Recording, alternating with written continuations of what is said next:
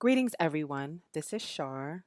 We just wanted to take this time and to thank all of you, all of our friend listeners, for your unwavering support. We do realize that it's been a really, really long time since we've released an episode, and we just want you to know that we have not forgotten about you. It's just that we are living real life, and life has actually been lifing. And so we just needed to take a moment and deal with life. So we just wanted to let you know that for this episode 17, it was actually recorded on July 4th. So any reference to time, the date, or anything like that, just keep that in mind that the date was July 4th, 2023. We appreciate your understanding. We appreciate your patience. Thank you for listening. Thank you for supporting us. And we will come back very soon on a regular basis so we can finish this book, so we can see if Keba is going to continue and read The Great Hunt as well and continue on this journey. So thank you again and enjoy episode 17.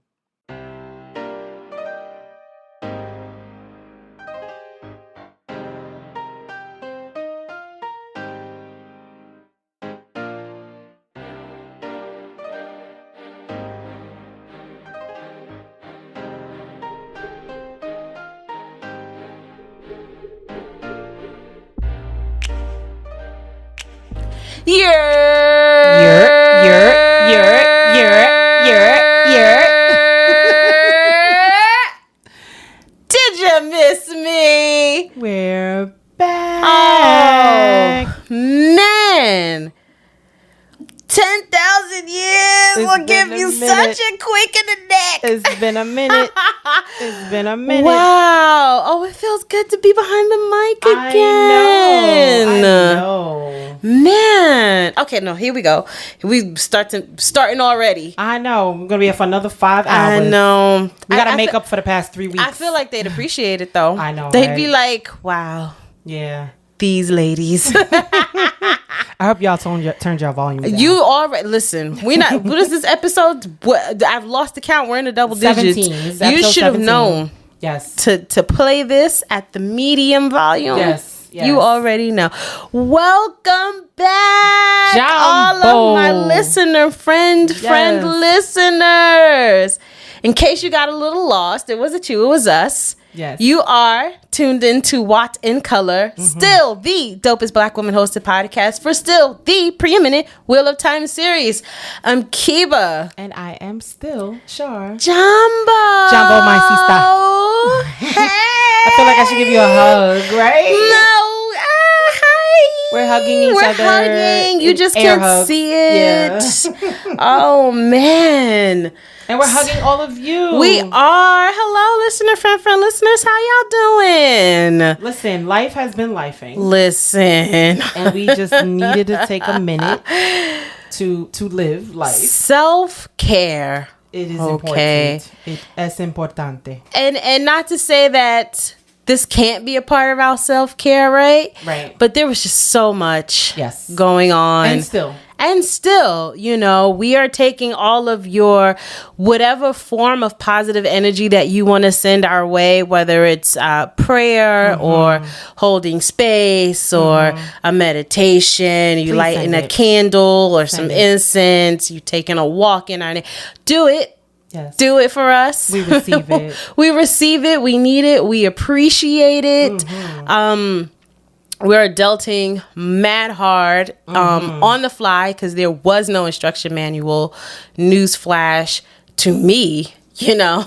Basically. But yeah, man, Shar. Yes. I'm not gonna ask you how you've been because I know.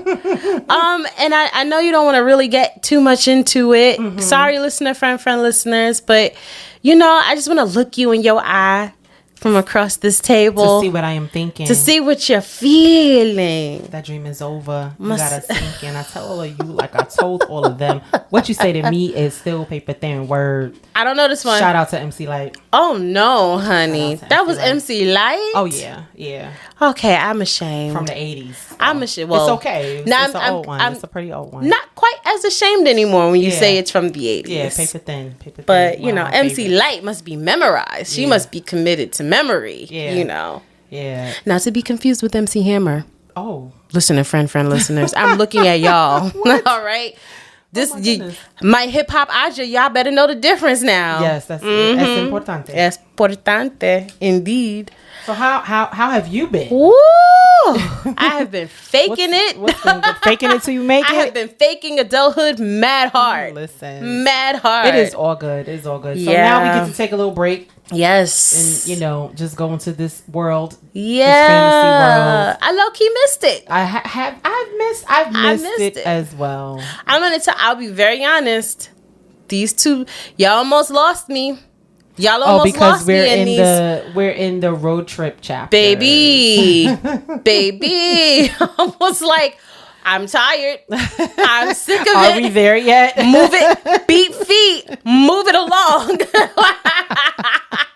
This is like 8 chapters of the same thing. It's literally these 4 chapters, chapters 31 to 34. It's literally just one long road trip. Man, I didn't sign up for that. I didn't. Y'all, this was almost a real short season. But I pushed through. Y'all. Yay! Yeah, Yay! She had to remember which. button. We haven't pressed. We haven't done this in a long time. I know. What is a podcast anyway? Right, I feel like my mom right now. I'm about to say this is gonna be some raw editing. Ode to episode 1. Listen, let me tell you, I might not even edit this episode. Y'all might just get it raw. Like, we'll see. Yeah, baby, I like it raw. Yeah, baby, I like it raw. Cause we's tired, yo. And let me tell you something. We're recording in my very small office, in my very small apartment. Yes. And because we love our friend listeners, decided to turn the fan off so that you didn't hear the fan. Right. And the window's closed so that you didn't hear the outside. Yes. And the door is closed so that you don't hear my living room. So guess what that means? We are in a sauna. We are hot as fuck right now. Boiling. We're drenched in sweat right now. And we're doing this because we want your sound quality, although it may be very loud, to be at least clear. Yes. So you're welcome. Yes. Hit the Patreon. You're welcome. Support us. Speaking of which. Oh, it's my favorite time. Speaking of which. It's my favorite part. You know, we have the same patrons from 3 weeks ago. Okay, and we love them again. So much. We love y'all so much for staying with us. Yes. Even when we had to take a break. Yeah. And just, giving us grace and understanding. Yes. That we're human. Yes. And, shit happens. All the time. Nobody. See, this is the thing they don't tell you when you're growing up. Shit happens literally all the time. All the time. And they don't tell you how to deal with it. Nope. So. I want a refund. Who I speak to? Who is the manager? I don't know who you speak to, but I'd like to shout out some dope folks who are supporting us just because. Not even getting any benefits yet. No. And I know we always say it. I know. But we're say it one more time. So it's coming. It's on its way. the other tiers for Patreon, they're coming. But in the meantime, thank you so much, Aradia, Koala Sadai, Lumen, More Shady, Mistress Zubby, Goat Brother, Melissa. Oh my gosh, girl, we are so sorry about that episode. Yeah, we gotta get you back on here. Miss K, hey girl, Rob Christensen, hi, Dr. H, hey Dr. H, Jack, baby, Jack Shadows, Bane and Chia, hey baby, Malkier Talks, Leah, Light Blinded Fool. Hey there, light blinded fool, aka Matrim. DT, Woo! Screaming Spud Monkey, Steven Reese Carr, What's up? Spencer, Here. Iman, Hey. the OG, Jason Denzel, Hello there. George Justin Morrell, Good sir. April, Anya, Woo! Ashokova, Charlie Hey. Edmonds, TT78, Shelly, Ian, Yes. and Skeeterish. Skeeterish, what's good, y'all? Thank y'all. Thank you. Like, really. Because we ain't even been giving you an episode and y'all still supporting. Yeah. This is really. crazy. This is dope. This is I really love dope of y'all. this. Yeah. So We got to send y'all like a sticker or something. Right? They need something, right? You know what they need? They need the other tiers. We're bullshitting. We just need to bullshitting. just get up on it. Yeah. You know? So Because we're gonna put our excuses brain. are what? Tools of the incompetent. Still Tell out monuments of somebody. nothing, and those who specialize in them are seldom good at anything else.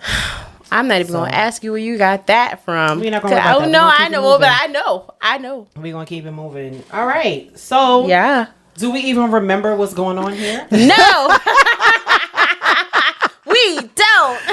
But our friend listeners do, because they probably just heard this episode like last week, the last episode last week, and they're like, Well, you know what?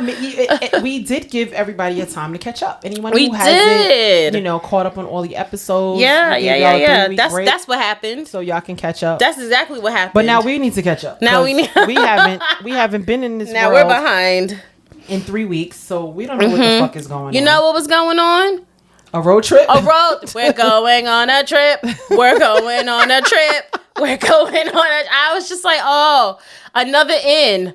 Oh, another dark friend. Oh, another trip. Another inn. Another dark friend. That's it. We've recapped the whole 4 chapters. Oh, really cry me a river. I was ready to throw the book in the garbage. I said, y'all lied to me. What is happening on right now? Why can they not seem to get anywhere? Yo, and I knew it was gonna be. They were like, yeah, it's gonna be a couple of days before Caemlyn or whatever. And I'm like, all right. I didn't think RJ was gonna sit there at his typewriter and crack his knuckles and dead ass give me the entire 37-day pilgrimage between White Bridge and Caemlyn. And he didn't even sprinkle anybody else in there. No, we strictly stuck with the road trip. And he did a little back and forth. How did you feel about that? Annoyed. Because what is happening? Yeah, it got a little confusing. Oh, man. The timeline. So those of you who are reading with us or who have read, that they'll mention getting a ride from somebody, and then they'll go back and tell you how they got to that point, and then we go back and we're like, yeah, it's really weird. So, all right, let's get into it. Yeah. So we are at chapter 33. Finally. Chapter 33 is called The Dark Waits, and last 3 weeks, Rand and Matt had just escaped from Four Kings, from the inn called the Dancing Cartman. And Rand apparently channeled lightning, and he does not realize that. I don't think he knows he did that. But he blew a hole in the wall, and Matt can't really see too well because he was staring directly at the light. He was a light blinded fool, if you will. Yeah. And so that's where we are in chapter 33, and the symbol is the heron marked sword. Heron click. And we are still in Rand's perspective, and still where you love to be. Oh, so fun. And so we start out this chapter because it's going back and forth, right, timeline wise. So Rand and Matt are in a cart. They're getting a ride from someone. They're traveling east on the Caemlyn Road. Rand's head feels like it wants to float away. It's about midday. The towns are getting closer and closer, as they get further away from Four Kings. The farmer whose cart they're in, his name is Chaim Kinch. They've traveled through a few villages already, and as they leave one village, Matt and Rand start talking about, are we still being chased? Like, what's good? You think they're, still after us? And I guess Master Kinch is like listening but not listening to them talk about, who they're running from or whatever. Matt's eyes don't seem to hurt as much as before, and Rand is feeling much better. So apparently he dealt with some sickness, which we don't get into until later in the chapter when they do a flashback. Poor child. So while they're on the road, a bunch of Queen's Guards pass them on horseback. They'd never seen or heard of Queen's Guards in the Two Rivers, despite the Two Rivers technically being under the Queen's rule. Yeah. But they, they're so far away that they don't even know anything about Queens or Queen's Guards or anything like that. And so Master Kinch is like, well, where the fuck y'all from that y'all don't know what Queen's Guards look like? And so this time what I find interesting is Matt is the one being discreet. Matt is like, yeah, we from far. and Rand is like, we're from the Two Rivers. So this is one point for Matt. You give him a point? No, okay. So you thought. So yeah, so Master Kinch notes like, yeah, Two Rivers is almost at the border of the realm. So just to way off down near yonder, they're all the way there as far west as Andor gets, basically. And so Rand thinks about how Two Rivers, each village in the Two Rivers, they just handle their own situations. They don't know anything about any queen or Queen's Guards or anything like that. And he wonders what Egwene's dad how he would respond if he knew about some Queen's Guards or some, like whatever. So Master Kinch gets to the path that leads to his farm. And he basically tell him this is the last stop on this train. Please kindly get your shit and get up off of my wagon. Out, right? But he does kindly offer them a place to stay. He's like, listen, I'm pretty good at judging character. I don't think y'all are dark friends. Whatever's something's chasing y'all, but nobody comes here to my farm. You can come and stay here. But Matt is being Matt, and he's like, fuck you know about dark friends or whatever. So Master Kinch is like, all right, suit yourselves. Go ahead. Go ahead then. Go ahead on. So, they get out the cart or whatever. And so Matt apologizes to Rand, because they probably do need to rest. But Rand says, don't worry about it. We can't afford to stop, just to rest. So let's keep going. Let's keep going, towards the next village, which is Carrie's Ford. So now we get a flashback. And we go back to when they immediately left Four Kings and escaped from when Rand channeled. Yeah. And they escaped from Gold, the guy Gold or whatever. So it's raining, if we remember, from chapter 30, whatever chapter that was. So they're soaked. Matt is almost blind. So Rand is literally holding his hand to lead him because Matt can't see. And Rand is like worried about that. Like, yo, if Matt doesn't regain his sight, we're never going to get away. Matt is getting all emotional. Like, Rand, please don't leave me. Rand is like, I promise, I'm not going to leave you. Right? Me, I myself. Keba would have left Matt. I would have left him in the Two Rivers. What you mean? We wouldn't be in this problem because right. he wouldn't be around. So Rand saw some bushes and they hid there to get some relief from the rain, and Rand falls asleep and he has a dream. So in a dream, he's back in Four Kings, but the town was empty and there's nothing alive but him. So he goes into the Dancing Cartman, the same inn, and he sees Gold sitting at a table, but Gold is like badly burnt. His teeth and gums is showing, like he has no eyelids, and he's just staring at Rand, right? Because he's basically a freaking skeleton, right? And so he only recognizes him from his clothes. Yeah. And so he says, oh, so you are dead.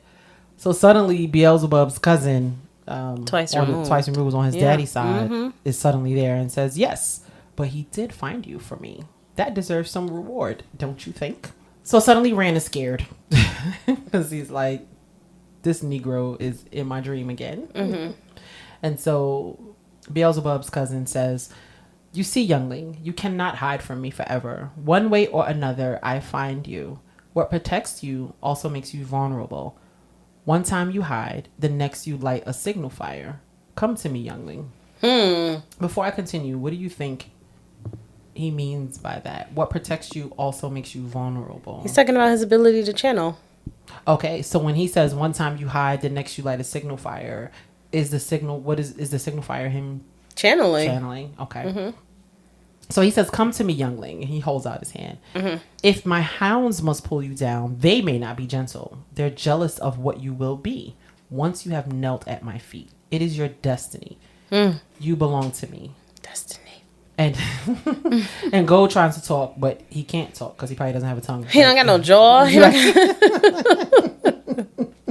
don't got no nothing. So Rand is just denying him, like, yeah, and if your dog friends kill me, you can't never have me. The power of Christ compels you. Right. That's what it was giving, okay? Yes.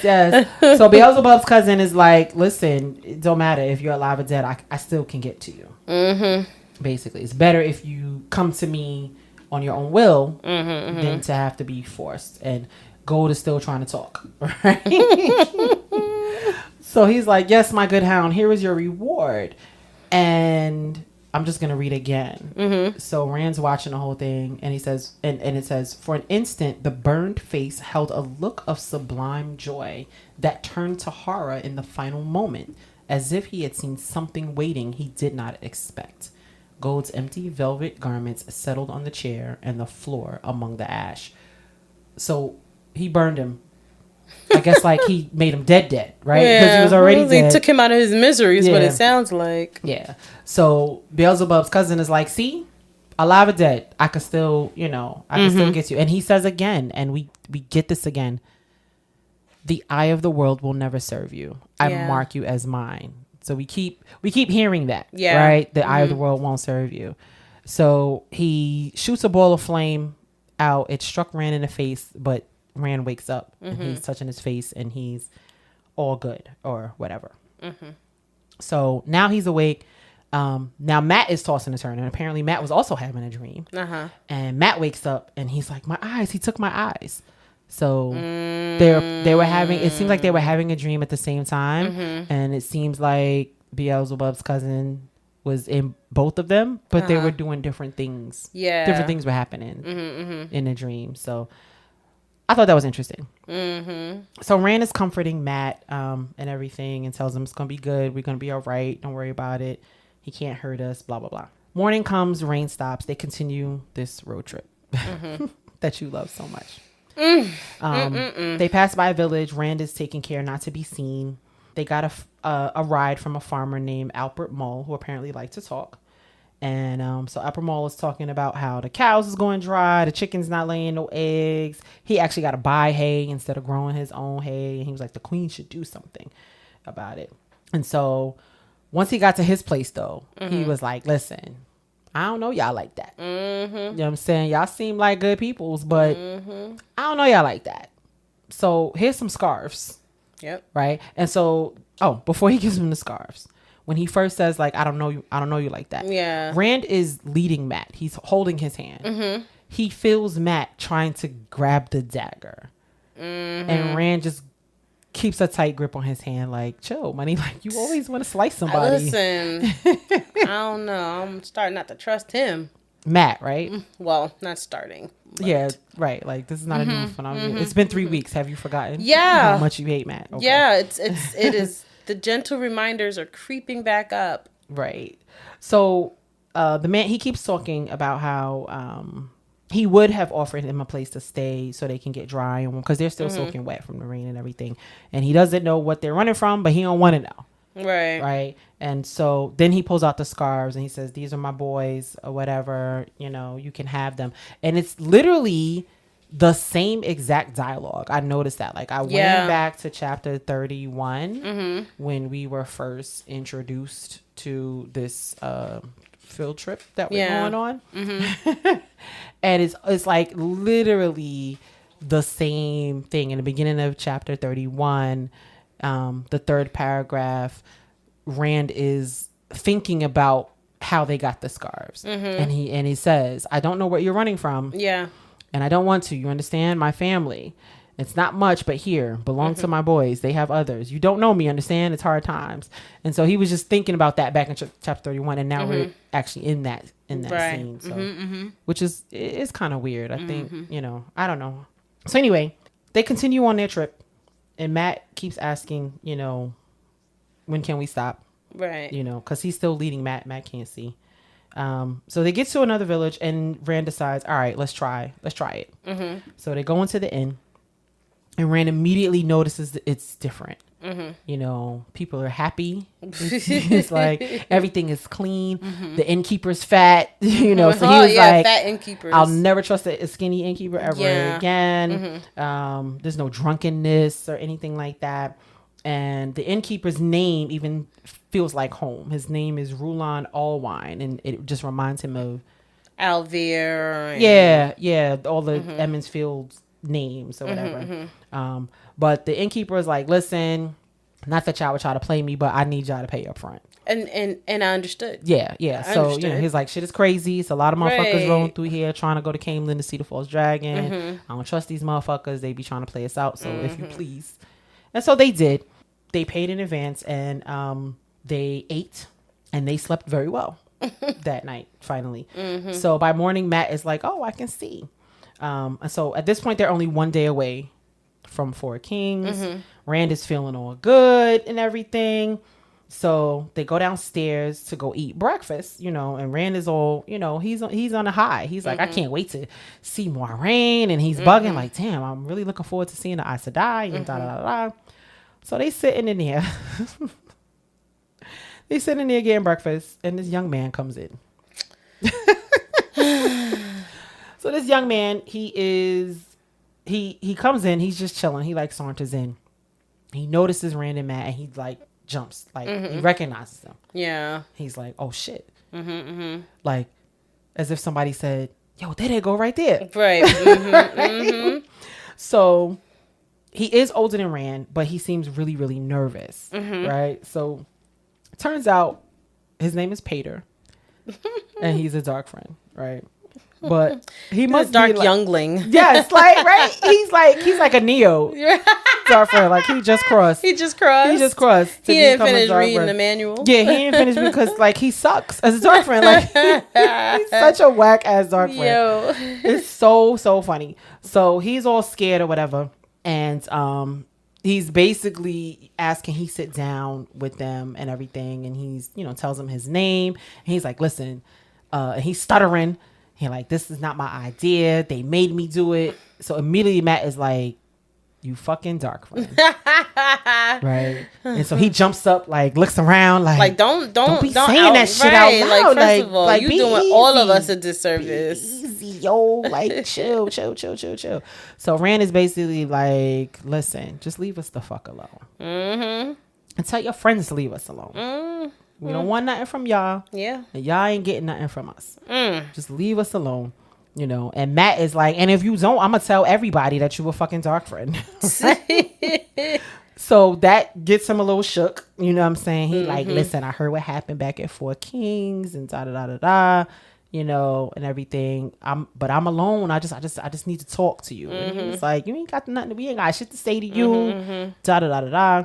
And so basically Rand is like, yeah, it's time to go. Like, it's been time. Yeah, let's get up. Too comfortable yet again. Go. And so the baby dark friend touches Rand on the shoulder. Like, nah, dude, I just need to talk to you. And Rand promptly punches him in the fucking nose. So he punches him in the nose. Pater's on the floor or whatever. And so now Pater is like, the power of Christ compels you. Yes. He started yelling. And just shaking all the tables, bruh. Yeah. He's like, you won't get away no matter how strong you are. The great Lord of the Dark is stronger. And everybody's loud, right? So now everybody's like, like a collective not gasp. Susan's boy. Right. Right. Yes. Somebody call Larry. Right. Tell him get his baby off the floor. Right. So Rand and Matt get low, right? And they continue the road trip. They periodically get rides along the way, which gratefully we didn't get any detail about. Did we not? Because I feel like we got a little detail, but not like, because they said they got rides like 6 times or something like that, 6 more times or something. So they got 6 short rides, they said. And so then they hear these inflated rumors about what happened back in, you know, when they met Pater. But when they went, with Pater. So rumors flew they said, and they were in a town called Market Sharon with Pater. So, and I'll just reread. A farmer told them that a crazy old man at the inn in Market Sharon was claiming there were dark friends in the village. The farmer could hardly talk for laughing. He kept wiping tears off his cheeks because these people don't believe in dark friends and Trollocs and stuff. We're still not in a part of this world where that's a normal thing for them. Because he said, this is the best story I've heard since Ackley Farron got drunk and spent the night on the inn roof. Now, I feel like that was some prime entertainment. For them, yeah. That's like the biggest thing that had happened. They're going to talk about that for a little while to come. Forever. You know, somebody else said 20 dark friends held a gathering, men with twisted bodies, and the women worse, all dirty in rags, you know, and just all types of lies. And you know, the queen needs to do something, and if the queen can't do something, then we need to ask the children of the light for help. Somebody needs to do something. So they were pretty happy when they got off of that wagon. No, I bet. So they get to another town, another village, and they go into this inn called the Queen's Man. So again, the inn, feels like a decent inn or whatever. So they're talking to the innkeeper, and it try to get the little spill. Now, Matt can't really see too well, but he's like, I could still juggle, I could still fake it till I make it, or whatever. But the inn was really crowded and loud, so they had to go in the kitchen to talk. So they went in the kitchen to talk or whatever, and then Rand gets sick. So he's basically what? He's getting the channel sickness. The channel sickness, right. So he has a queasy stomach. He's shivering even though they're in a hot kitchen. And so now Matt is the caregiver. Right. Which, put me in the pot and boil me down. You don't want Matt taking care of you? No, ma'am. What? Did that even sound right to you? So basically, Rand is real sick. The innkeeper wanted to kick him out. But Matt was like, if y'all kick us out, I'm going to bring Rand into the common room. And let him sneeze on everybody, right. COVID-19 style. Right, exactly. So innkeeper was like, all right, y'all could stay in the stables. Because what you can't do is stay here. Yeah, we'll give you some food or whatever, and or whatever. So Matt is basically taking care of Rand. He tries to find their version of a wisdom. Apparently this town doesn't have a wisdom, but they have somebody named Mother Brune. But Mother Brune is off birthing a baby right now. She's busy. Yeah, she's busy because life. Right? So Rand is getting worse. He gets a fever, then he gets chills, and that goes back and forth. And Matt is continuing to nurse him. And Rand is seeing visions. He's having hallucinations. He thinks Baalzamon is there. He thinks Myrddraal are there. So Matt tries to take his sword because Rand is bugging. He's trying to pull out his sword because he thinks there's Myrddraal there. And Matt is like, "There's nobody here. It's just us. Here, let me take this for you." And Rand goes, "He is my father. My father gave me this sword." Oh my goodness, baby. So Rand sees more hallucinations. He basically sees everybody that we met in the whole book so far, right? He sees Egwene, Moiraine, Tom, Lan, Perrin, Mistress Alvear, Bail Doman. Everybody's in his face. Master Fitch from the Inn in Berlon, Min, and Tam. Tam was like the last. That was like the last straw. Like, now my daddy is here. Yeah, my daddy. I'm bring my daddy into this. Bring my daddy into here or whatever. So yeah, when he sees Tam, he's trying to ask Tam, "Who am I? You have to tell me. Who am I?" So Matt is trying to calm him down or whatever, tells him, his fever breaks and everything. And Rand finally goes to sleep. So now he is asleep, but he hears the door creaking open. And so that woke him up. Matt was asleep and Rand sees a woman. This woman is dressed very finely. She's definitely not a village woman. She's wearing silk and everything. And it ain't tricking if you got it. Listen. So Rand is like, "Yo, Matt, wake up." Because I don't know what this is right now. Wake up. And so she's all trying to be like, "Oh, I just came to look at my horse. Are you sick? Oh, because I can help you with some shit like that." And basically, she reaches under her cloak. And everything happens so fast. We're in Rand's perspective. She reaches under her cloak and something glittered. I'm going to read it. Something glittered as she lunged across Rand toward Matt. Matt toppled sideways in a flurry of motion, and there was a solid chunk of metal driven into wood. It all just took an instant, and then everything was still. So basically, she flung a knife or some kind of dagger or something at Matt, and so his other hand, so he's gripping her wrist because she's trying to grab the dagger that she just threw at him, and he's holding her wrist, and then his other hand, he has his dagger pointed at her throat, and she is shook. How you join the set and then be scared to die? You can't be about that life and be what banging. This dagger is? Who, this little dark friend? This woman, she is shook. She is shook. She does not want. She is shook. Like, if you read, like, I'm gonna read. Moving nothing but her eyes, she tried to look down at the dagger Matt held. Eyes widening, she drew a ragged breath and tried to pull back from it, but he kept the edge against her skin. After that, she was as still as a stone. So she's terrified. I don't know how you gang fight gang and then you be scared to die. Like, what is this? It does not make any sense to me.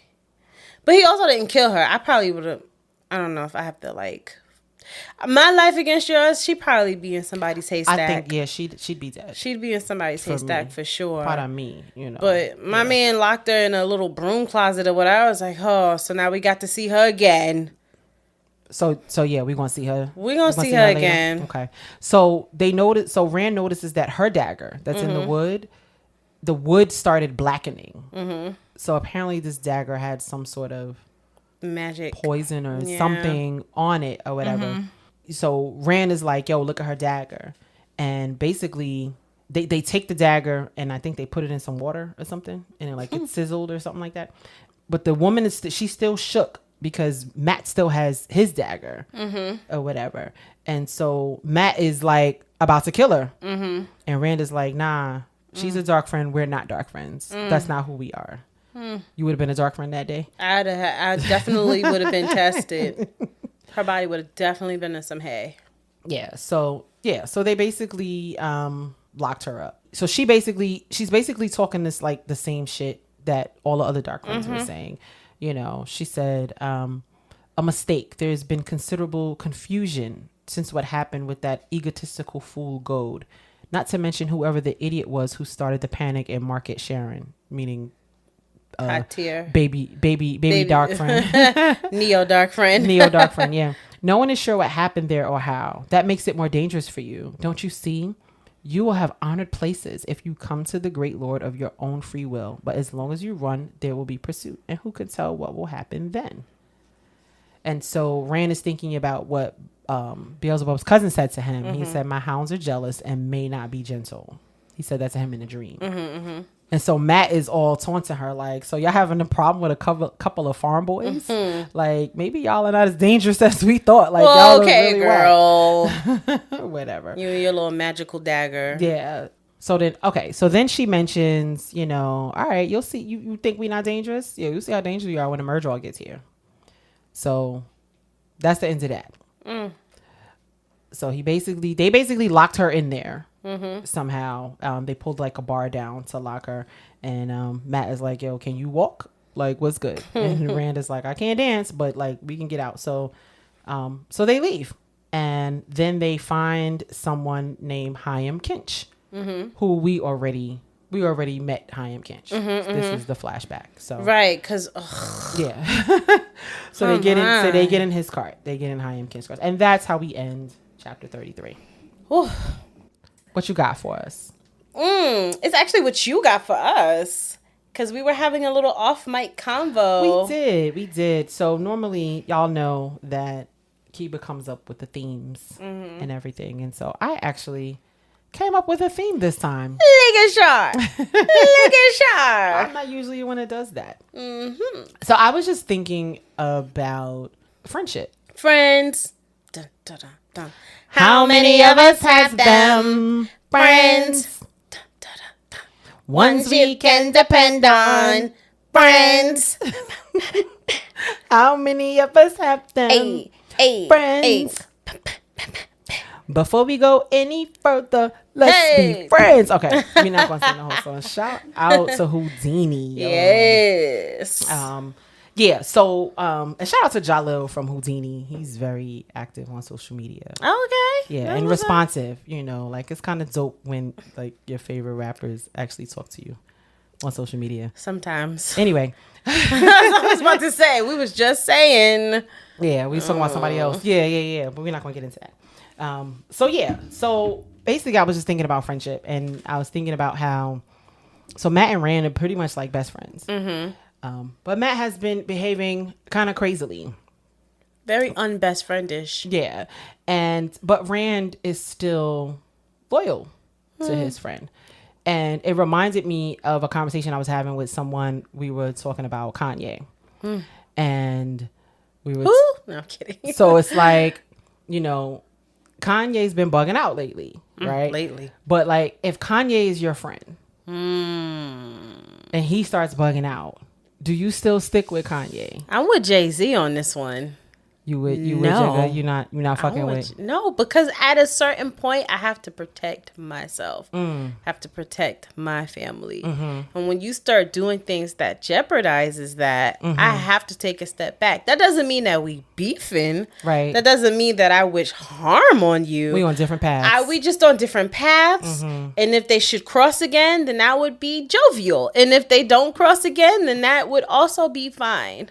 So with our Emmons Fielders, I mean, we know how you feel about Matt, right? But if you can put that aside, your personal feelings for Matt. Okay. Here we go. And in Rand's time of need, when Rand got sick, Matt was the one, you know, first Rand was taking care of Matt because he couldn't see. Yeah. Right? And so then it flipped, right? When Rand got sick and Matt was basically nursing him and taking care of him and everything. You know, the dynamic kind of flipped. You know, at first Rand is kind of apologizing, like, I'm sorry for my friend. He's kind of bugging out, but he's still stuck by him loyally. How do you feel about Rand continuing to be loyal to Matt? I feel like a lot of that, I think it's a bit twofold. They've known each other since clearly they were in cloths, they were babies, diapers, whatever they were using back in the day, right? So like there's a certain level of just blind loyalty that I think that Rand and Matt have towards each other, right? It's that kind of loyalty that doesn't really allow them to see that maybe we would grow at a more exponential rate if we, weren't friends right now, or if we decided to separate. So I think there's a little bit of that. And I think it's also, they're both in a very brand new predicament that neither one of them have any kind of knowledge or experience in taking these, traversing these kind of roads and doing this kind of travel. So they kind of need each other and would be and are clearly stronger together than they would be separated, right? Like if Rand and Matt were to like get into a wild fist fight right now and they were just like, you find your own way to Caemlyn, they'd both die, I'm convinced, in like 37 seconds or less. Got you. So they gotta stick together. So they kind of have to, like, it's the circumstances that are kind of forcing them to stick together, right? And at the same time it's kind of forging that blind loyalty, like, we grew up together, we're the same age, our pappies is friends, this is like my brother, you know, so like, like we kind of gotta stick with him, right? So tell me what you think. So we are in book 1 of 15. We know that they get to Caemlyn at the end of the next chapter that we're gonna recap. They make it to Caemlyn, and what do you think happens? Do you have a prediction about what could eventually happen with Rand and Matt's friendship? Do they stick together throughout this entire series? Do they stay that loyal to each other as they are right now? Or do we get in like book 7 and shit is wild different? No, like, shit's gonna be wild different. I still think Perrin's gonna fold like origami. I feel like I said that. Perrin's going back home? Perrin's going back home, for sure. I'm not super convinced that Perrin makes it all the way to Tarvalon. I feel like even if he does, at a certain point, he's gonna be like, So this was fun. So I'm literally gonna get on the first wagon smoking back. I can't do this with y'all. Yeah. Right now, Rand and Matt, I feel like because Rand is what is it? I keep saying the dragon. You know, I was gonna be like the savior reunited or something. Whatever. Because he's the main character, right? Because he is the chosen one, the dragon reborn. I think that he's going to be, and I think I might have said this before, but I think he's going to be forced with a decision that's either going to pull him closer to his people or further away. Okay. Right? Whether he like embraces the darkness or he like embraces the light, and depending on how he moves is going to test that friendship that he has with Matt. Right. But I feel like it's Rand that's definitely... Because I feel like Matt is like a puppy, right? Like, you could kick a puppy and it's going to come back to its owner, right? And I think Matt is the more loyal of the two. I think Rand is... Again, loyal to the fault of, you know, I've known him since I was a kid. It's the right thing to do, right? But when you're in a spot where you don't have a strong grasp on what the right thing is, it's easy to kind of misstep in your allegiances to people. Right. So I feel like, you know, Rand's going to be the one to kind of like push Matt away, and Matt is either going to be like, you know what, I'm not doing this no more, I'm out, or you know, he's going to stick around for as long as he can before he, you know, just can't take it anymore. Okay. Yeah. All right. So I'll add that to the sheet. Yeah, predictions. Just because it's been so long since we've given you an episode, I'm going to do my very best one. You know, let me knock on some wood. I'm so dry. I'm sorry. As soon as I wanted to do a good one. Okay, here we go. Keba's asinine predictions. Oh, I like that one. That was Y'all a good should one. have I seen think the that was a good spirit one. fingers that she did at the end. I did. Yes, it was spirit fingers. Oh my God. Ha-cha-cha. I love it. I love it. Yeah, I think it was. I don't think it was on key. It didn't sound on key. Anyway, I'm not here for singing. I'm here for talking. I think that was a good one. I think we could. I feel like we could use that one, right? Y'all got it. All right, cool. You're welcome. All right. Okay, so Yeah. Moving right along. we are going to continue with. All right, so chapter 34 is called The Last Village. Ooh. So we finally Wow, it only took about 18 chapters. The last village before we get to Caemlyn. Yeah. Now the chapter symbol is this ill-looking skull. It's given Trollocky vibes. Oh yeah, let me just mention real quick, right? Because I definitely was like seeing this and being like, oh yeah, no doubt, this Trolloc wartime. Bitch, Reigns ain't no Trolloc. I was so mad. I was like, come on now. Right. This is supposed to mean war. Right. So they get to, so they said it, they make it to the next town, which was Carrisford. And they give us a little time, you know, we get a little, because we're confused because we kept having flashbacks and shit. So it says it's only 3 nights since Howl Gold and 4 Kings. 2 nights since the baby dark friend surprised them in Market Sheenham.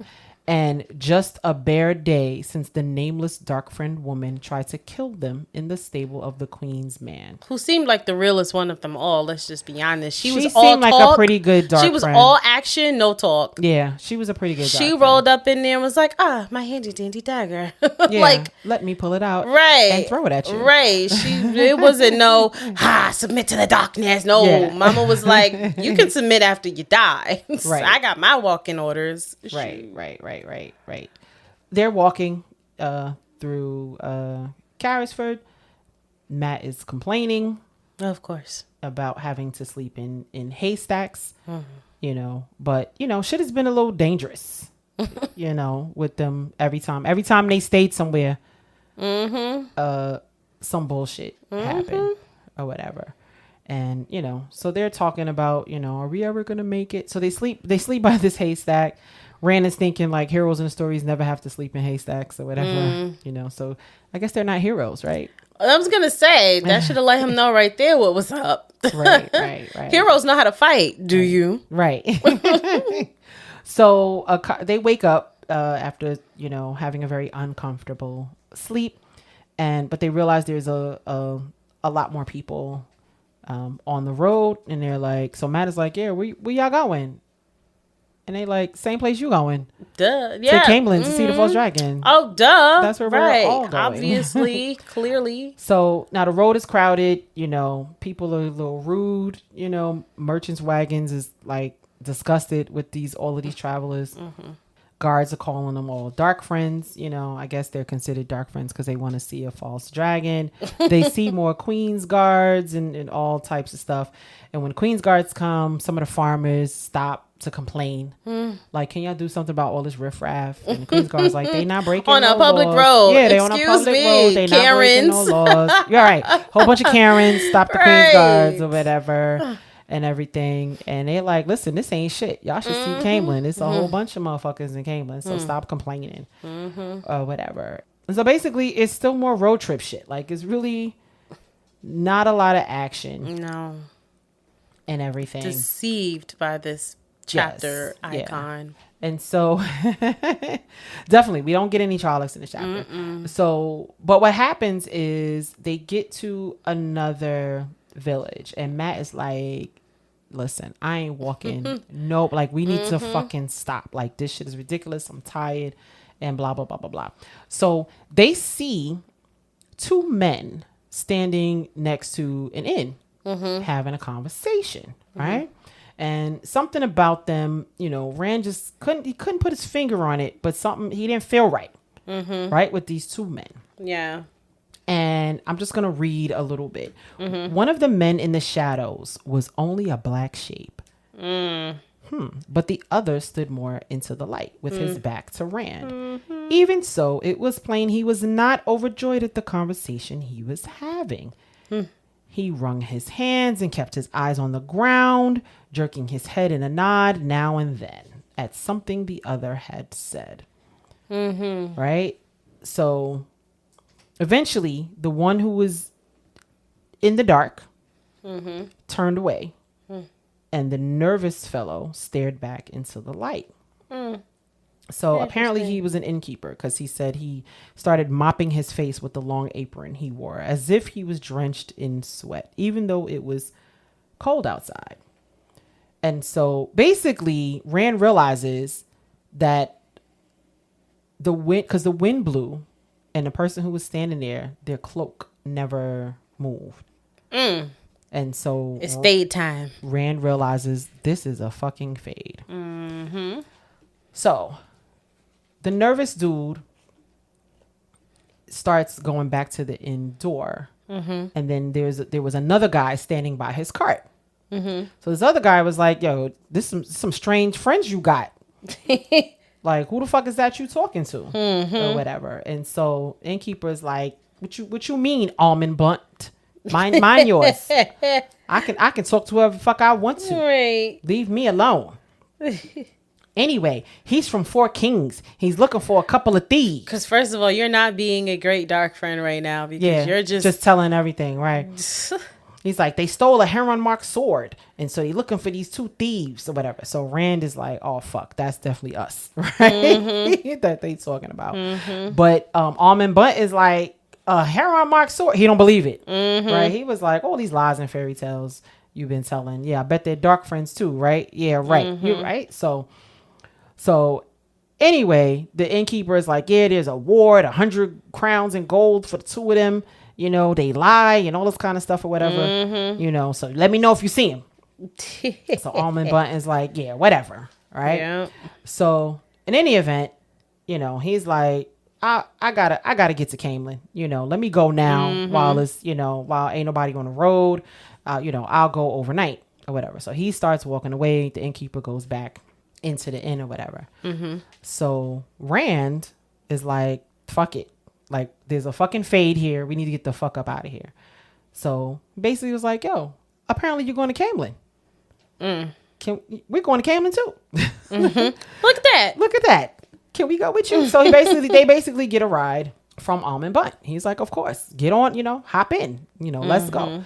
So they leave, and they basically escape this fate. So they leave at night, and Almond Bunt likes to talk. Yeah. Talk them right to sleep. So we get to learn a little bit more about Caemlyn, and I just wanted to note this, so to see what we might possibly be getting into, because they do make it to Caemlyn. So he says, Caemlyn is the greatest city in the world. I'm just going to read. Yeah. Well, wait till you see it. The greatest city in the world. Oh, I've heard all about Ilion and Abu Dar and Ter and all. There's always some fool thinks the thing is bigger and better just because it's off somewheres over the horizon. But for my money, Caemlyn is the grandest there is. Couldn't be grander. No, it couldn't. Unless maybe Queen Morgaze, the light illumine her, got rid of that witch from Tar Valon. So apparently, there's an Aes Sedai that's hanging around the queen. Would you look at that? So what do you think about that before I go on? I feel like that was mentioned in maybe one of Tom's stories. It doesn't strike me as odd. I feel like it was brought up at some point in these first 33 chapters. Okay. Where they had mentioned that rulers were using Aes Sedai as advisors, and people were like, "Oh, you fucking nuts! That's kind of crazy." Yeah. So it struck me with some familiarity. Like, oh, okay, so look at that. So in here is what's happening, right? So now I'm thinking that considering that we're going to see Caemlyn, we may even see, what kind of influence the Aes Sedai has over a queen and what that city might look like with an Aes Sedai as an advisor to the queen. So I was like, okay. Do you think we'll meet this Aes Sedai? So far we've only met one Aes Sedai, and there are thousands of them. So this one in particular, I think yes. And her name is Elida. They say her name because we do see her name. So I think yes, we will meet her. I think not in the next, not this soon, book. right? Not anytime soon. It's got to be a build up to this because I think. Let me fill this out. It's too soon. We'll meet her. It's too soon. I feel like I wonder. I'm wondering if like Aes Sedai can have beef with other Aes Sedai, which I feel like is a yes. And I wonder, no, that doesn't make sense. So I would peg her as some kind of a friend to Moiraine Land. Okay, so Moiraine Land, do they get to Caemlyn? They get to Caemlyn. And do they go hit up Elida Sedai? Not in this book. Okay. Not in this. Oh, because you said we're not going to see Elida until maybe later on. Yeah, but I have a strong feeling that this is not going to be our only rendezvous into Caemlyn. Okay. So I feel like at some point they'll be back in Caemlyn. Something is going. I mean, the false dragon is there. Can they really contain him in Caemlyn?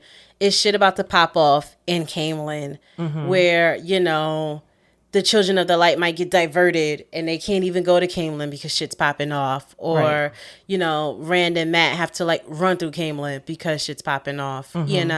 So yeah, I don't think we're gonna meet her anytime soon, but her name is mentioned, and so we're gonna meet her at some point for sure. Okay. So now we also get some more information about the very the royal information family. Dump. This ride. Is I think that was the point of this ride. Is to give the reader some history. That's what it felt like. So they talk about Lady Elaine and Lord Gawain, right? And so I'm just gonna read it, and then we can talk about it.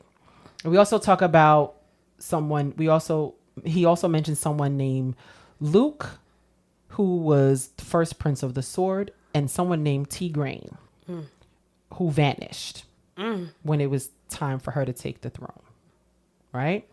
So it says, you take Lady Elaine and Lord Gawain. There's a change, wouldn't harm anything, and might do some good.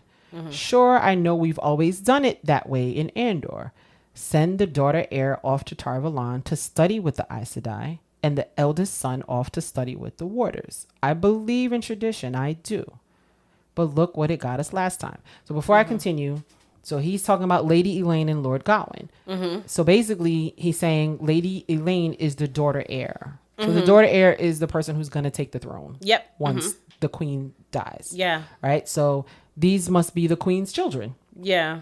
So Lord Gawain is the eldest son. Right? So they're both going to be sent off or have been sent off. Right. He was supposed to be the prince consort. Or... He's a prince consort. Right. Yeah, yeah. So he's a prince. He's studying with the warders, I guess, to be like a fighter or something like that. And Lady Elaine is studying with the Aes Sedai for some reason that we don't know. But apparently, Master Blunt, he don't like it. Right? He don't like it. And so he says, look at what it got us last time. So now he talks about Luke dead in the blight before he was ever anointed first prince of the sword. And Tigraine vanished, run off or dead, when it came time for her to take the throne. Still troubling us that. So Tigraine was the daughter heir. So apparently Tigraine was supposed to take the throne. She seems like she would be the eldest. And so before she took the throne, she vanished. And no one knows what happened to her, apparently. Based They don't got on first that. 48? Apparently they don't have 'Cause first 48. they find them, because bro. they would find out. First Yeah. 48 would find out what was happening. They'd be all in and out the blight. Right. So then so now he's talking. So apparently something happens because of that. You know, if you don't have your daughter heir when it's time for her to take the throne, who's going to take the throne now? Your other daughter. You know, well, apparently there wasn't another daughter Oh, it's time to make another daughter. because Morghese became queen somehow. So he's talking about that. He says, there's some saying that she's still alive, you know, that Morghese isn't the rightful queen. Bloody fools, I remember what happened. Remember it like it was yesterday. No daughter heir to take the throne when the old queen died. And every house in Andor scheming and fighting for the right. So basically, Tigraine vanishes. There's nobody else to take the throne. So everybody's fighting for the right, and somehow Morghese ends up being queen. Yeah. So we don't know how that happened, but it wasn't because she was the daughter heir, right? So then they mentioned somebody named Tarangale, Damodred, who Morghese chose. So apparently Morghese marries this guy Tarangale. You wouldn't have thought he'd lost his wife, him hot to figure which house would win so he can marry again and become prince consort after all. Well, he managed it. Though why Morghese chose, no man knows the mind of a woman. And a queen is twice a woman, wed to a man and wed to the land. He got what he wanted anyway, if not the way he wanted it. So Morghese marries this man, last name Damodred, right? Tarangale Damodred. And I guess they become queen and he becomes her consort. Right. And so then he starts talking about Carrion, right? So apparently this Damodred dude is from Carrion. So remember when Tam had his fever dream and he talked about the Aiel War. Yeah, in the tree. So I'm going to continue reading. Brought Carrion into the plotting before he was done, and you know how that ended. The tree chopped down, the black-veiled Aiel coming over the dragon wall. Well, he got himself decently killed after he fathered Elaine and Gawain. So there's an end to it, I suppose. But why send them to Tar Valon? So basically, Tigraine is missing, right? There's a war. Somehow, Morghese ends up winning and becoming queen. Yeah. She marries Tarangale. They have Elaine and Gawain. Right? They have those two babies. So now Elaine and Gawain is, they've grown up. They're getting sent off to Tar Valon, as is tradition or whatever.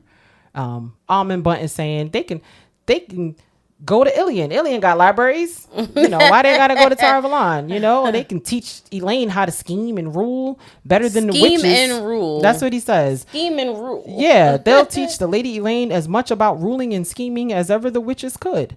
Nobody knows more about scheming than an Ileaner. You know, and if the guards can't teach Lord Gawain enough about soldiering, well, they have soldiers in Ilion too, and in Shinar, and Tyr for that matter. I'm a good Queen's man. But I say, let's stop all this truck with Tarvalon. 3,000 years is long enough. Too long. Queen Morghese can lead us and put things right without help from the White Tower. I tell you, there's a woman makes a man proud to kneel for her blessing. And then he keeps talking. And so, you know, Rand falls asleep. Rand had enough, and so did I. Yeah. But it gives us some information. It does. We're getting a little more information about this world. But I feel like it's a little too early for that information because I don't know what to do with all that shit. Okay. Okay. So do you think that that information that we got, when do you think that it means something? Will it mean something in another book? I'm hoping that it means something when we get to Caemlyn. But also, I don't know. I feel like that's also I feel like it's gonna come into handy in another book, and you're gonna be like, oh yeah, we learned that in the middle, yeah. And I'm gonna be, and you're gonna be annoyed or whatever. I'm gonna be annoyed. I'm gonna be. Mm-hmm. Yeah, you are correct. All right. So you know, yeah, Rand has a bunch of dreams or whatever, but they basically make it to Caemlyn. And that's how the chapter ends. And Almond Bunt says, the grandest city in the world. The one, I feel like he was talking about New York City. Yeah. Shade, no shade. Yeah. But, you know, because everybody does that, right? They come out of whatever cab or they come across whatever bridge. Look up and you know, you got the skyscrapers. Yeah. Whoa, and if it's nighttime, they're looking at all the lights. The billboards. Yeah. It's a city that hypnotizes. City in the world. Shout out to our city. All right. So do you have anything? I do. So I caught a little theme or two in here. Okay. So the one that stuck out to me, I think the most was this idea of time. Okay. Right. And I'll just read the little passage that triggered this for me. It says, it's literally the first paragraph of 34. It says, he wondered if his whole sense of time was getting skewed. Only 3 nights since Howl Gold and 4 Kings, 2 since Pyter had surprised them in Market Sharon, just a bare day since the nameless dark friend woman tried to kill them in the stable of the Queen's man. But even that seemed a year ago, or a lifetime. And I was like, damn, that was messing with me, because I had a friend on Facebook, very good friend of mine, who reposted one of her old posts about us graduating from high school. And I'm looking at the picture and I'm like, oh, look at us in our little burgundy cap and gowns, the baby faces, man. Then she's like, can y'all believe it's 20 years? And I'm like, excuse me? Right. 20 who what? Right. And I sat there and I counted all my fingers. I did the math, honey. You had to confirm. And the math was mathing. I said, oh my gosh. Not, it's been 20 years since I graduated from high school. Right. Now, don't listen to friend listeners. You don't do the math. Don't be trying to figure stuff out. Don't be trying to figure. I graduated from high school early. I'm not going to tell you how early, but early enough. Right. All right. So don't you be trying to count on your fingers. My business. Right. But. And it was really 4 years ago. And it was really, this is my point, right? Because I'm really like, oh, it's only been like 10. I'm still out in these streets. Right. You know what's up? Meanwhile, we're all married. She's got 3 kids. Our other friend has 2 kids. Yeah. And I'm just like, yo, we're whole adults. And it's been 20 years. So, crazy. You know. Oh, you about to ask me. Okay, go ahead. You know. What are some of the events that you've experienced that felt like it was yesterday, but it was actually like decades ago, and vice versa, right? Stuff that happened, you know, just yesterday, and you know what I'm trying to say, like the vice versa to that, like. So it's so funny. I've been in situations where I've been reminded of my age.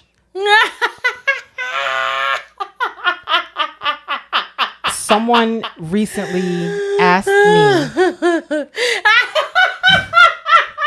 and she knows what I'm about to say. That's why she's laughing so loudly, because I just told her this the other day.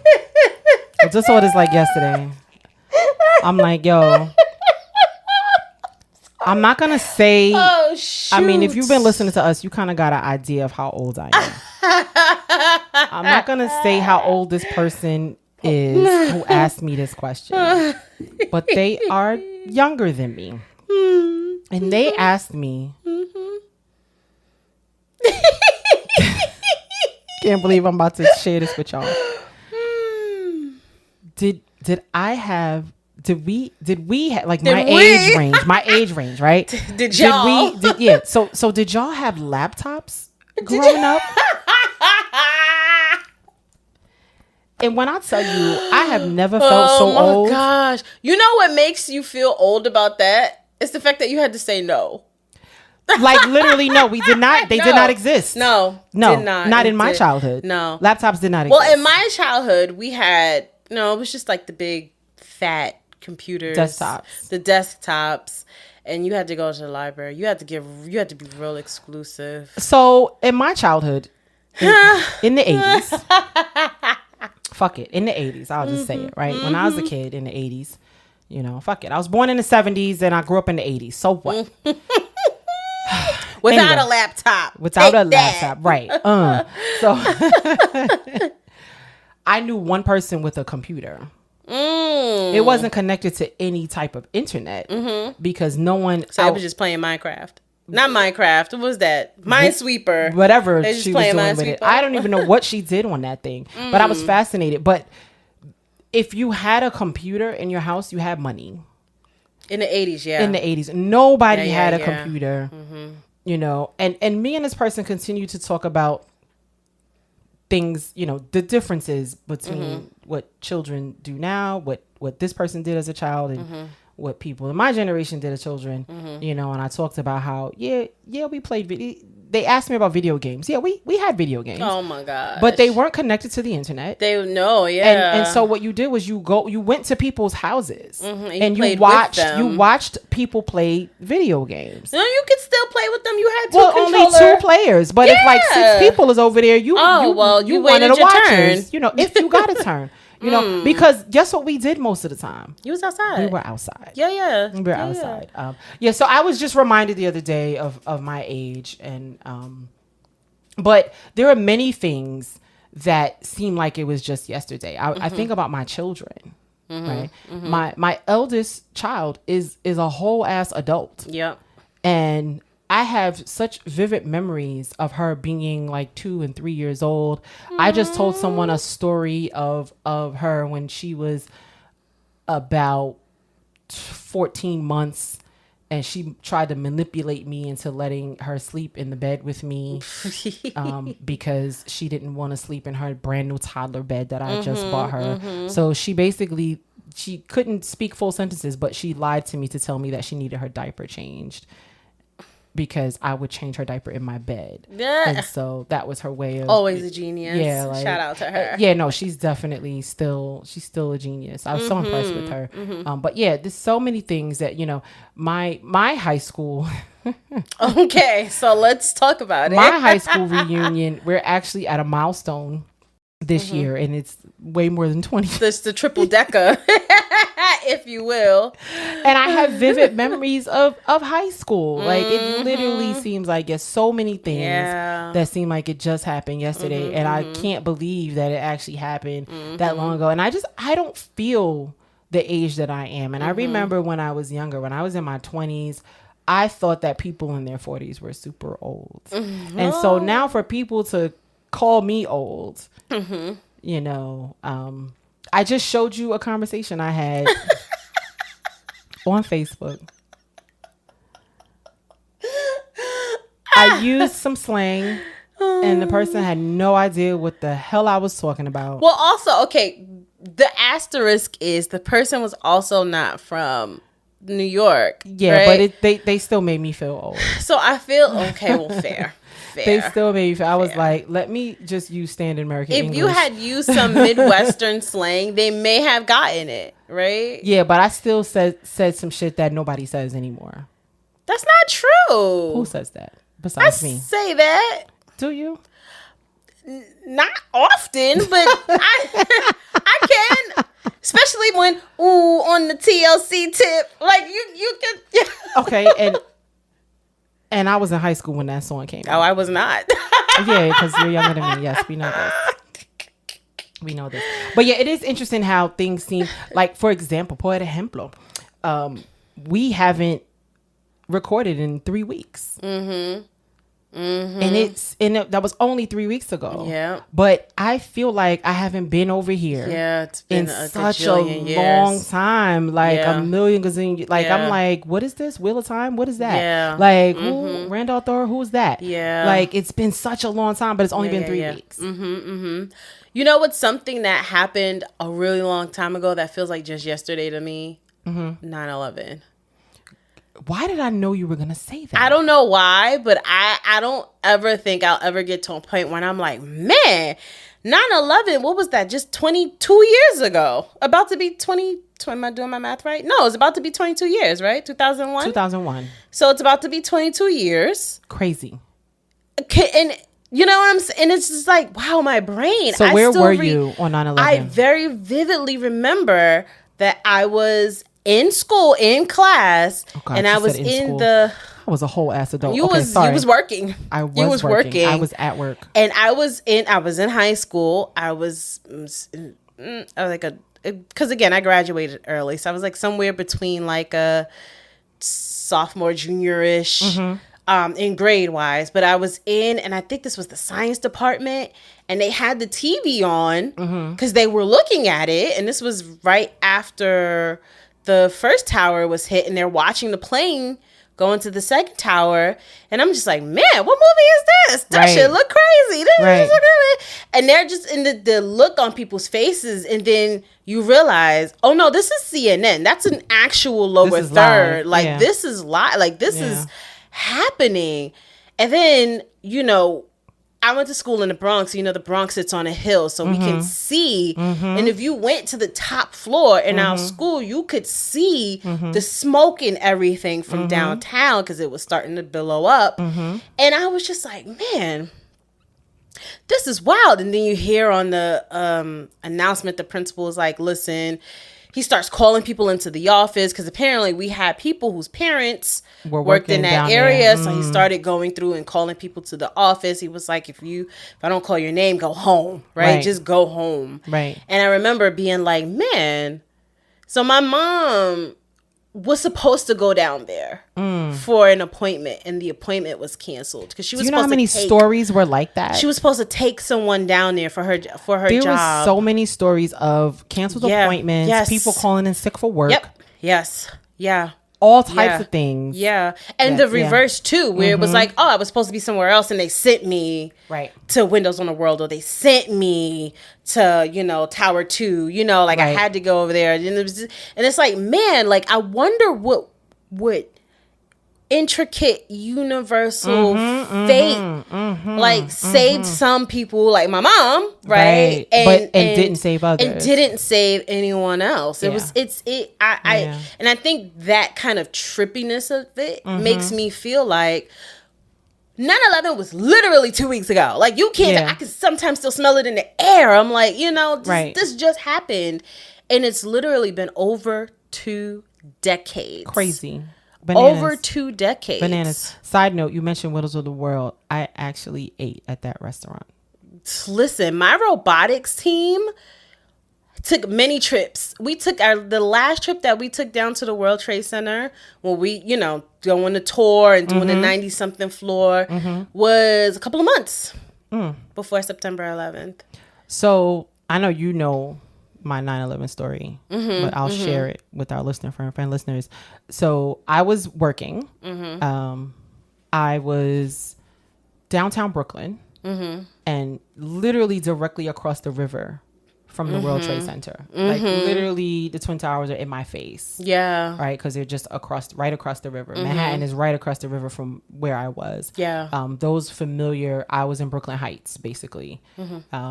Like near the area of like the promenade, the Brooklyn Promenade.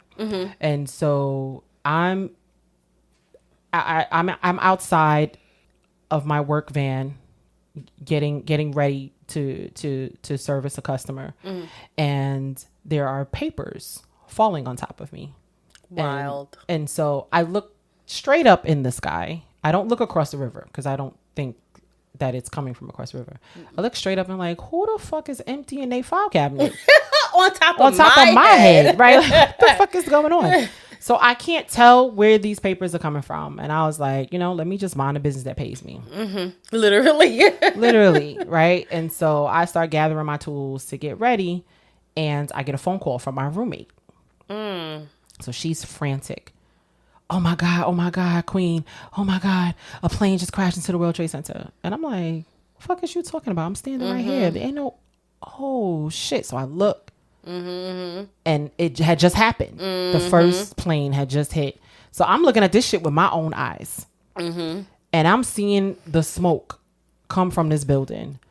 And I'm trying to guess, like, yo, that got to be at least, like, because I know how tall the building, I know how many floors are on it. Like, that got to be like 30 floors that's just gone right now. Yeah. And I'm like, yo, a lot of people just died.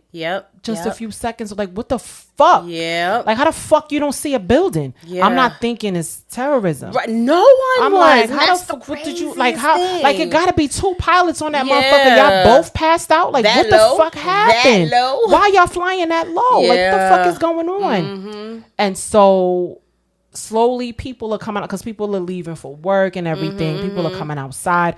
Somebody picked up one of the papers. So the papers were coming from the World Trade Center. The wind was picking it up. Had because the windows and all of that is busted out. So the wind is flying towards Brooklyn. And the wind is flying all of the papers and stuff from the fucking building. And it's all falling on top of us. And so one person picked up one of the papers. It was a letterhead from her fucking office. She was on her way to work. No, what are the freaking odds? She was on her way to work, and she's like, "This is from my office." What? So now the phone stopped working. Everything stopped working. I couldn't. So I had my work van, and I tried to get only like some random. Not random, but only like one AM station was all the FM stations stopped working. So I probably had it on like CBS radio or some shit. Like, I don't even think 1010 Winds was working. Right. And so I had the radio and I turned it up loud. And so people started to gather around my work van, just listening to news and everything. And we're just listening and we're just staring at this shit. Like, what the fuck is happening? And here comes the other fucking plane. Oh my So with my own eyes, I watched the second plane hit the second tower. And as a matter of fact, there was a woman who lived in the surrounding area who was out there. She was a photographer for the New York Times. And you all can look this up, friend listeners. There's a huge picture of me. I'm a whole lot skinnier than I am. Well, there's a picture of me standing next to a woman. The moment that the first tower collapsed, because it's like a train wreck, you can't stop watching it. So we're staring at this shit, right? Like bugging out, and everybody's like, oh, this is definitely terrorism. And I'm like, oh shit, yeah, it probably is terrorism. And we watched as the first tower that collapsed. We watch it collapse. Oh my goodness. And when it happened, me and this lady that was standing next to us, we grabbed each other and we're sitting there crying. And at that moment, a photographer from the New York Times who happened to be there got her camera out. And she snaps. So the New York Times, Sunday, September 16th, 2001, the back of that newspaper, there is a picture, that picture. Wow. Huge picture of me. And I didn't even know until later on. So I have family who lived in Florida, but they had the New York Times delivered to them. So this is before us getting our news on the internet. Right? Yes. So we actually had to read the newspaper and watch the news on TV if we wanted news. So, them being from New York, they still wanted New York news. So they had the New York Times deliver it to them. And they're the ones who called my dad and said, "Did you know Sharnice is in the newspaper?" Wow. So yeah, if you do a Google image search, you'll eventually find it. It's out there. And But my that photo is also apparently at I the was gonna say, 9/11 it made it into the museum. and I've never seen it. I've never been. Oh, so we have to go to the museum. Yeah. It is. I've been once. Just because I'm so every time someone goes, I get like a text like or like send me a picture like, did you know that you're here at the memorial? I'm like, no, I had no idea. Yeah. I've been, and it's one of those museums. So I'm extremely fascinated with 9/11. I'm extremely fascinated with the Titanic, and so these two events kind of like consume. Like when I get into a rabbit hole about these two things, it like consumes me. And so I went to the 9/11 museum, and it is quite a sombering experience. It is really worth a visit, even if you only do it once. Maybe we can go together and we can try to find your picture. Yeah. But it is quite it's particularly sombering because it's something that we lived through, right? It's very different because I'm detached from the Titanic. And you know what bugs me out about that too? When we talk about time. Yeah. My younger children didn't exist yet. Crazy. That really bugs me out. Crazy. Like when we talk about like, because when 9/11, I'm like, oh, they weren't around. Y'all weren't here. So they're going to be reading about this in the history books. Exactly. And trying to talk to, try to get a better understanding of what happened. And you know what that reminds me of? When our elders tell us about like the March on Washington. Yes. And things like that. Yes. That they experienced live. Yeah. That we learned about. Yeah, except we don't really get to read the March on Washington in our books. No. We don't. Yeah. And there's lots of internal, things. That's home learning. There's lots of things now that our children are not going to be learning about. But I digress. But we'll get there. We will get there. But just that little excerpt about him trying to like make sense of Rand, going back to the book listener friend listening, Rand trying to make sense of his time and like, as the great Erykah Badu says, time is just a social construct, baby. It doesn't really exist, which is why she can tell you she's going to do a show at 8 and then hit the stage at 4:30 right the next day. But that I related to that because there's just so many events that have happened that make me go, what? Even like little minuscule things like, oh man, when's the last time I wore this outfit? Because you try not to wear an outfit a bunch of times in a row. And you're like, oh, I just wore this yesterday. Oh, I can't wear this again today. Oh man. Or it's like 9/11 that happened 22 years ago at this point. Well, listen, like what bugs me out about time, about the year, right? So it's 2023. But why is 1990 not 10 years ago? Oh, because it's 2023, girl. You understand what I'm saying? Yes, like, yes. It feels like it's really strange. Like when I'm thinking about a date, I'm thinking about something that happened, in my mind, I'm like, that wasn't that long ago. That was only 1990 something. Or how about the fact that Barack Obama was elected? How many years ago has it been now? What, 14 years ago? Yeah. Crazy. 15 years ago? 15 years ago. Yeah. I remember that day. My youngest child is 15. Like it was yesterday. Well, she'll be 16, but yeah. Like I very vividly, and I think it was so special for me when he got elected because I was walking through the streets of Harlem. I was literally walking from Lexington Avenue to the West Side to get to Lenox to catch the 2 train. And all you hear, Harlem is a very Afrocentric. Back then it was very it can be Afrocentric. Right. Yeah. And during that moment in history when he was announced the winner of that election, and all you hear is people yelling from their window like, we did that shit. You know our very good friend Juliet. She had a whole party. She's so dope like that. She had a whole party. She is so dope like that. I wish I knew her back then. Yeah. But yeah, I remember like almost being brought to tears, like having to fight it because it's like, yo, I am alive to see our witness this. first black And it made me sad president. because my grandparents weren't here. Yes. To witness that. Yes. I would want to know, what would you think? What do you make of this? You know, That's interesting. Crazy. Because now that you mention it, I should get my grandmother's thoughts on that because my grandmother is still here. Yeah, holla at her. Bless, she just turned Holla 84. at her. Holla So at I'm holla definitely at her. gonna sit down with her. So my grandmother, if she was still alive, she would have been 103. So yeah. Yeah, and then that reminds me of a certain someone that you're acquainted with who's 100. She is 90. She's gonna turn 99 this December. This December. Yes. I would love We could to we can sit where we can do that. at her feet First of all, because lucid, her story is just amazing full anyway. faculties.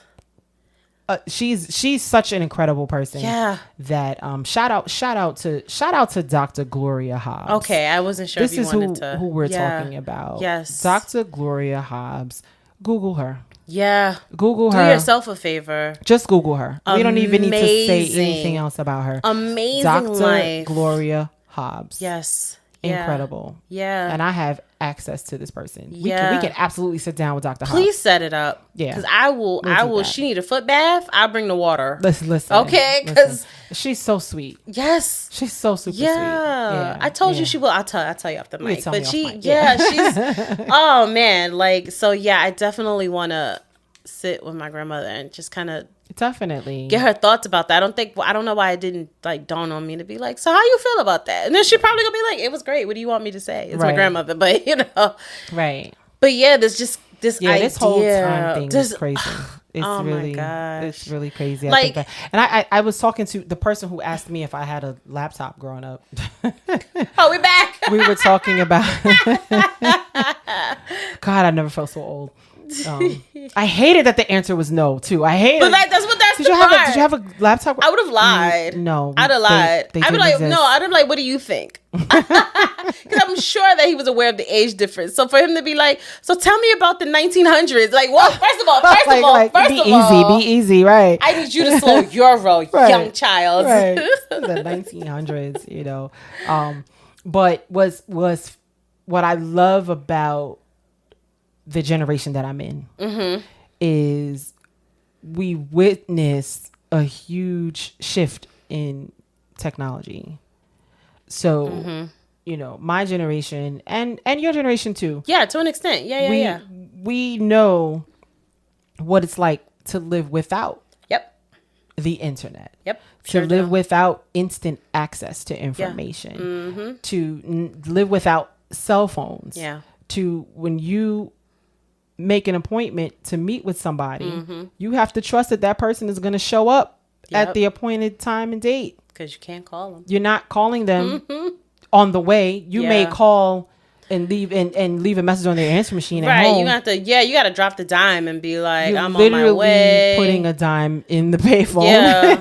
And then Be like, meet me on the corner of 168th Street yeah. and Boston Road. I'm But- going to be standing in front of Ernie's. I'm Right. wearing a purple shirt. But guess what?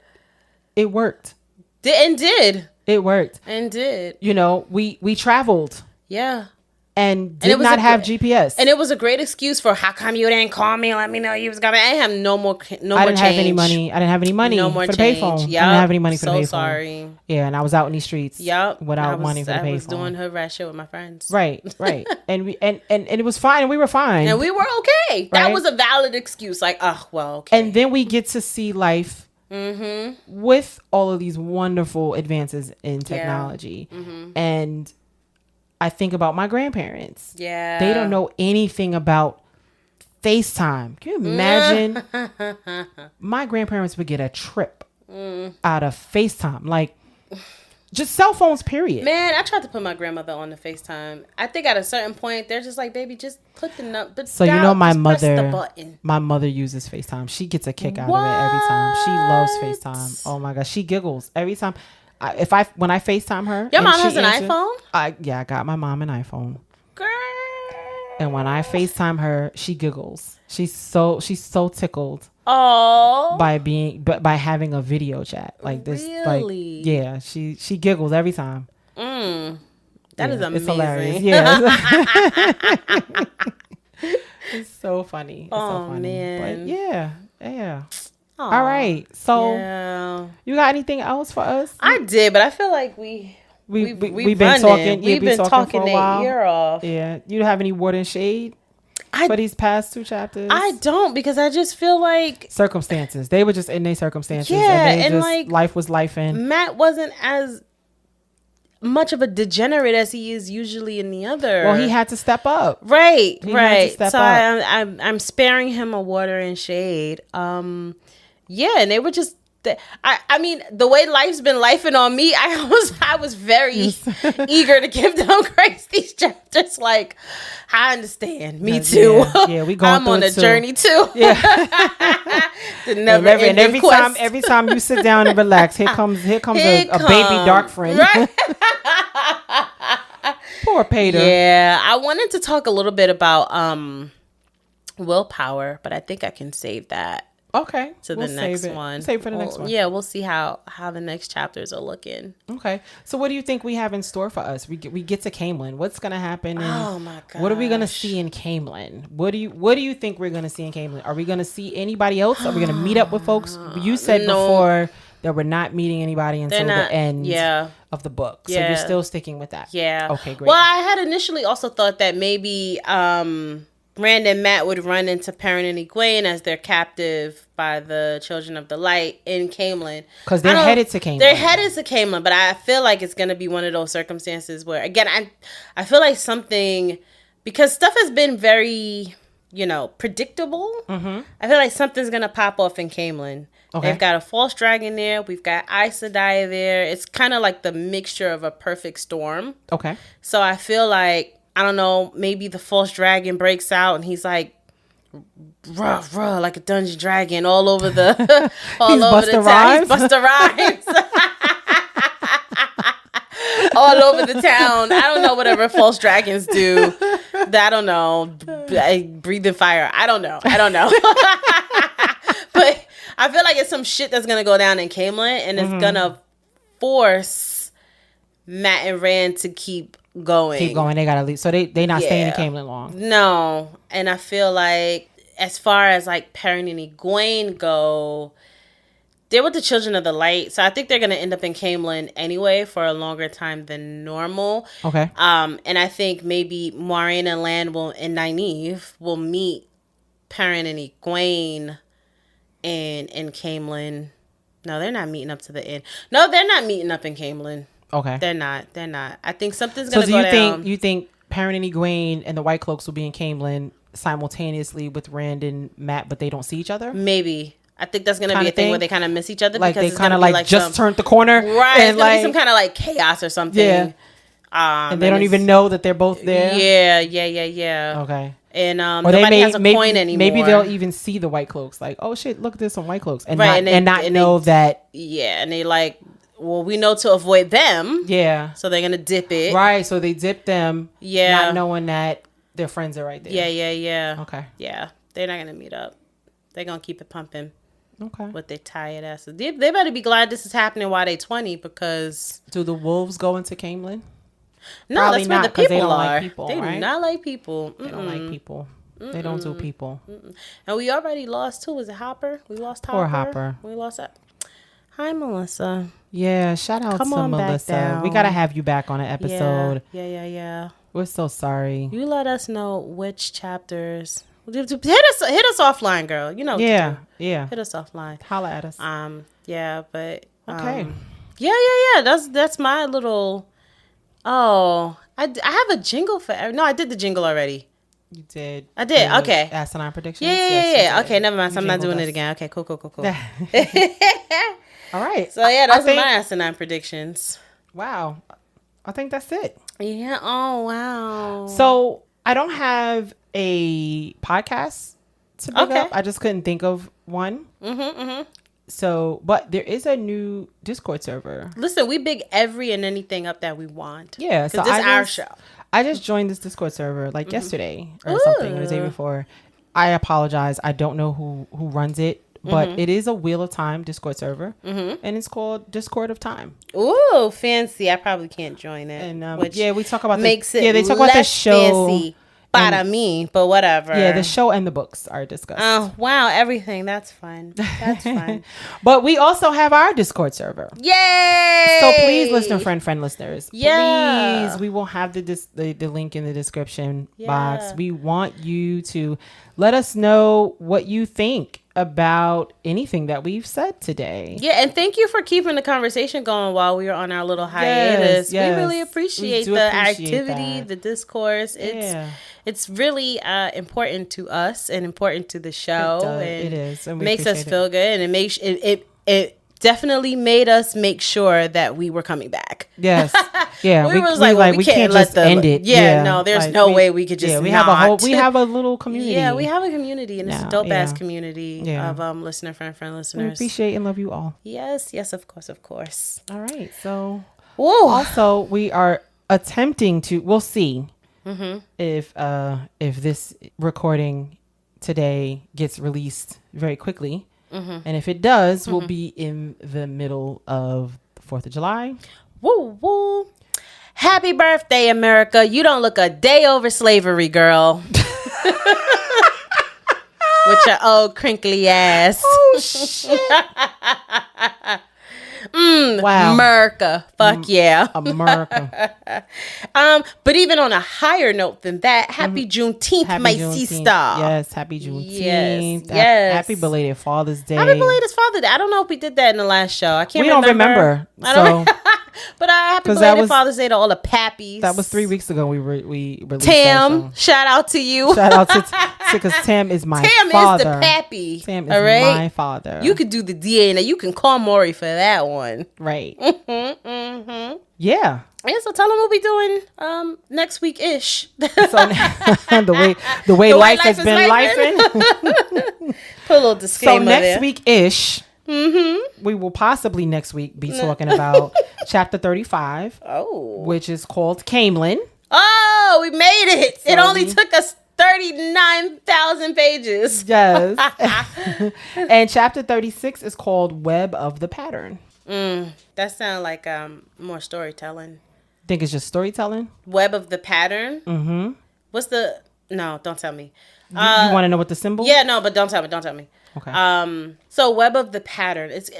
I'm going to predict that it's going to be a Nynaeve, Lan, and Moraine chapter. Okay. Because it feels like footprints on the wind or whatever those other chapters were, right? It's giving that kind of energy for me. And then also it kind of feels like Moraine is going to be like, all right, listen up, I got a story to tell. Like it feels very much like we getting a history lesson? Yeah, like when she went into the two rivers and she had to she taught them about Manetheren. Yeah, she had to tell them about Manetheren. It's giving that kind of energy. Okay. So this is going to be Moraine, Lan, and Nynaeve, and Moraine is gonna be like, sit the fuck down, let me tell you what's going on. Okay. Maybe not the whole what's going on, because you know, Aes Sedai, but she's gonna fill her in a smidge. Okay. Yeah. So in the meantime, and in between time, and we don't know how long the between time is gonna be, so we make no promises. We can't anymore, right? But you can find us on social media on the Trinity of Facebook, Instagram, and Twitter, all at WoT In Color. You can listen to us and subscribe to us wherever podcasts are available. So, wherever you decide to go click play, we up in there. So go listen to us. Go catch up. We gave you a little bit of a breaky break to catch up if you haven't caught up. And thank you for catching up if you did catch up. We appreciate you so much. Yes. You can chat with us in our Discord. Please, and thank you by clicking the link tree in our bio of any of the social medias or in the description box below. And if you have any questions, you can send them right on over to wotincolor@gmail.com. We be over there too, checking things and responding. So just remember, if you want to say something to us privately or whatever, you can send it to us in an email or whatever, and we check it or whatever, and we may That's a lie. We will. We be responding. We be will. responding. Yes, we we do. respond. So, WoT In Color, WoTINCOLOR @gmail.com. Yes. So thank you all so much for listening to WoT In Color. Remember to come in love and go in peace. Just don't let your feet blister on the 37-week-long journey to Caemlyn. Deuces.